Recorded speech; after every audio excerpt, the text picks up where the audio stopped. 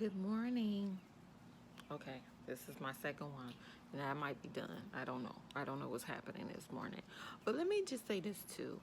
Um, to all the people in the world, this isn't geared towards anyone in particular. This is to anyone that needs to hear it. Allow yourself to heal and allow yourself to feel what you are feeling. You have a right to your feelings. You don't have a right to hurt anybody because of what you feel, but you have a right to your feelings. Allow yourself to feel. The number one step in any process, but especially the healing process, is acknowledging and accepting that you're hurt, that there has been trauma, that you were disappointed, that you were sad. Whatever it is that you were feeling, whatever happened, it happened. You can't say it didn't happen. You can say it, but it doesn't mean that it didn't happen. It happened, right? Allow that to be what it is and allow yourself to feel that. The only way that you're going to ever get over things, grow from things, truly learn from things and your experiences in life is acknowledging what it is.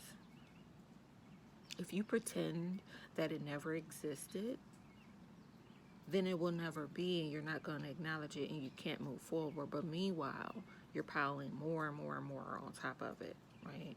Think about something that happened years ago that you never talked about.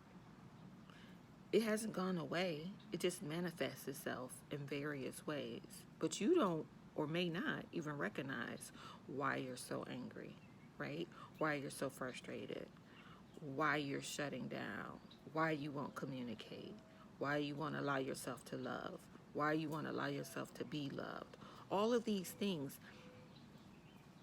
it comes from a place that you haven't addressed, right? Now, sometimes we do this knowingly and sometimes it's unknowingly. Sometimes trauma is so great it causes you to suppress feelings and events, but you have to check in with yourself.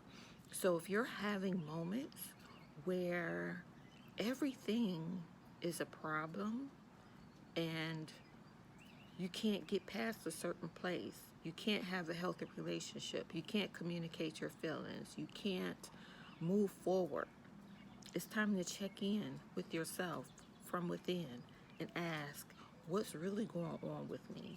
You know? And seek help. It's okay to ask for help.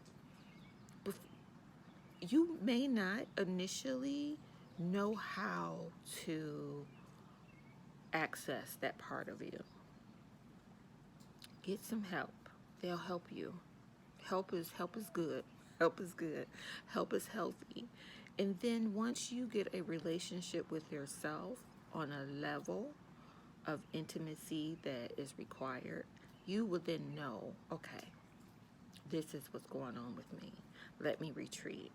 I can tell you for myself personally, I mean, I can tell you a lot actually, but I had to learn before I react to things to check to see if that's really the problem, right? Is it this or is it that? And does this person deserve it? If I was gearing that energy towards a person, prime example, I have a huge security. I have this security thing about me. Like, I have to be safe, right? And I don't like for people to invade my space. And I am very much, you have to ask me permission to invade my space. Now, that is a boundary that I have learned. I didn't always have that boundary, right? Because I was taught that I don't have to have that boundary, that, this is mine and you are part of me, so I own you type deal. It's, a lot of us were brought up that way. Our parents did what they did, and I won't get into all of that. Anyway, now I have boundaries. I have strong boundaries. Let me tell you, strong boundaries. You can't just invade my space. I require that you ask permission as it pertains to me. Now, I don't care what you do with anybody else. That's not my business. But as it pertains to Sonya, you absolutely positively must ask permission. You know, you live and you learn. You live and you learn.